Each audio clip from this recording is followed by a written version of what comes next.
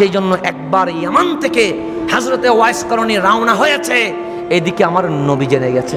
আমার নবী কি হয়ে গেছে? আমার নবী মা আয়েশাকে ডাকলেন, আয়েশা এদিকে এসো। যে কি হয়েছে ইয়া রাসূলুল্লাহ?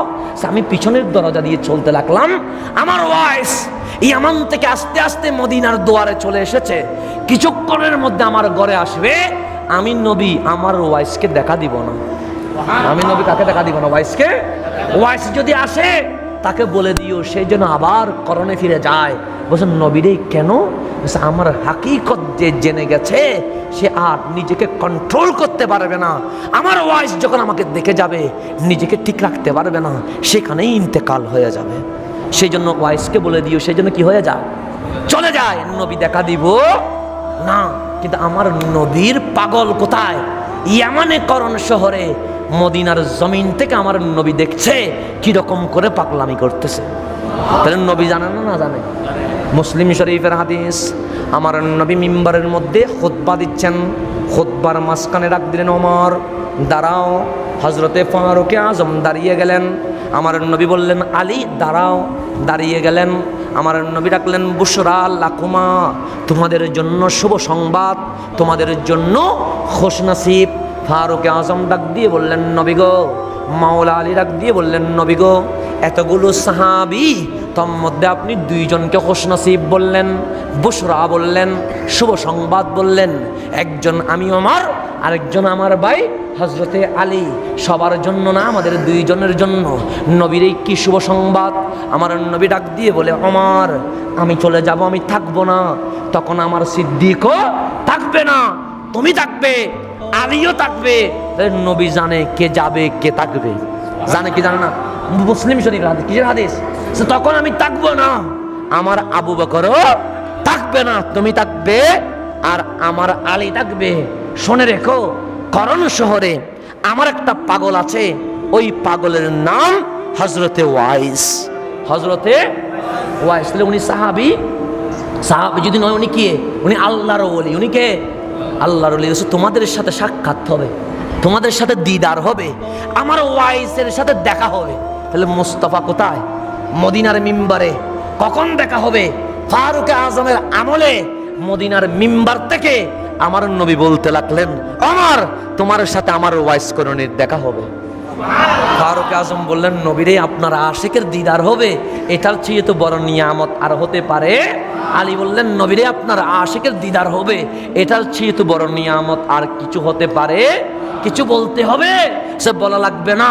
তুমি ওমরের দিকে যখন আমার ওয়াইস তাকাবে, তুমি আলীর দিকে যখন তাকাবে, আমার খুশবু যখন আমার ওয়াইস পেয়ে যাবে, তখন আমার ওয়াইস চিনে যাবে তোমরা হচ্ছ আমি নবীর সাহাবী। পরিচয় দেওয়ার কোনো দরকার? তবে একটা জিনিস বলিও। কয়টা জিনিস? একটা। বসে কি জিনিস? বসে যখন দেখা হবে তখন ওয়াইসকে বলিও আমি নবী মদিনার মিম্বার থেকে আমার ওয়াইজের আলোচনা করেছি। আমার ওয়াইসে আর একটা কথা। বসে কি কথা? আমার উম্মতকে আমি বড় ভালোবাসি। আমার ওয়াইসকে বলিও যেন দু হাত তুলে আল্লাহর দরবারে এই দোয়া করে, যেন ওয়াইস যেন মুখ দিয়ে বলে আল্লাহ আমার নবীর উম্মতকে তুমি ক্ষমা করে দিও। কাকে বলছেন? ফারুক আজমকে বলতেছেন, ফারুক তুমি ওয়াইস করণীকে বলবে, ওয়াইস করণী যেন আমি নবীর উম্মতের গুনার মাফ চেয়ে আল্লাহর দরবারে দোয়া করে। কার দরবারে? আচ্ছা, সাহাবী দামি না ওলি দামি? সাহাবী আফদলুন নাস বাদাল আম্বিয়া, যারা নবীদের পরে যাদের স্থান ওনাদের নাম কি? তো আমার নবীর তো বলা দরকার ছিল ফারুক আজমের মতো সাহাবী আছে। আমার নবী বলছে যদি আমার পরে কেউ নবী হতো এটা ওমর নবী হয়ে যেত। এর চেয়ে বড় জলিলে কদর সাহাবী হতে পারে? সিদ্দিক আকবরের পরে যার পজিশন, আর একটা তো মাওলায়ে কায়নাত সৈয়দুনা হযরতে। তা আমার নবী তো বলা দরকার ছিল আলী একটু আমার উম্মতের জন্য দোয়া করো, বলা দরকার ছিল আমার একটু আমার উম্মতের জন্য। কিন্তু হযরতে ফারুক আজম মাওলা আলীকে বলছে তোমরা গিয়ে বলবে কাকে? ওয়াইস করণীকে আল্লাহর ওলিকে বলবে আমার উম্মতের গুনাহ মাফ চেয়ে যেন কি চায়। তো এখান থেকে বোঝার দরকার আছে না নাই? কি বুঝবেন? আল্লাহ ডাক দিয়ে বলে বান্দা আমার ইজ্জালামু আনফুসাহুম জাউকা, তোমরা যদি গুনাহ করো, পাপ করো, অপরাধ করো, আমার নবী রাহমাতুল লিল আলামিনের দরবারে চলে আসো। আল্লাহ তুমি মাবুদ, আমি বান্দা, আমি ডাইরেক্ট মসজিদে এসে যদি ক্ষমা চাই এটাই তো ভালো হয়। আবার নবীরে মাঝখানে আল্লাহ কেন?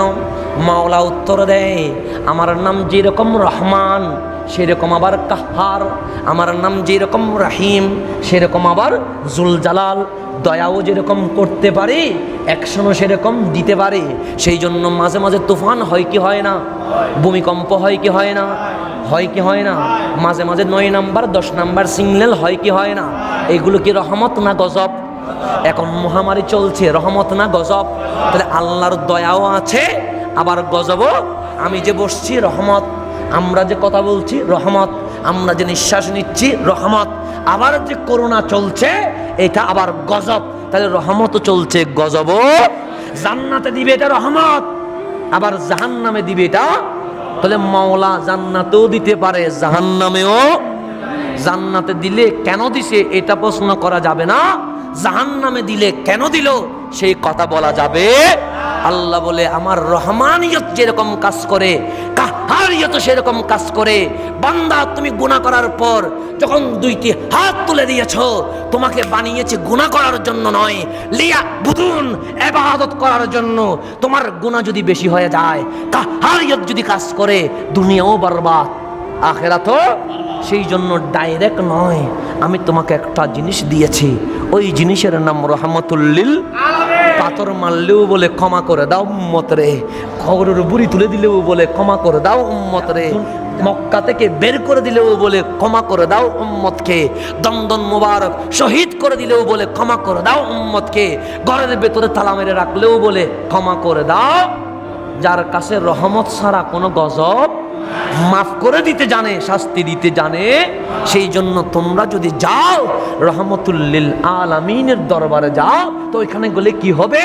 যখন নবীরে দয়া করে মায়া করে বুঝাবে, নবী গো আমি তো গুনাহগার উম্মত, বেওয়াফা উম্মত, গুনাহ করে বেসাহারা হয়ে সাহারা নবীর দরবারে এসেছি, আমি গুনাহ মাফ চাইতে এসেছি, ডাইরেক্ট মাওলার কাছে চাইতে লজ্জা লাগছে, আপনাকে ওয়াসিলা মানছি।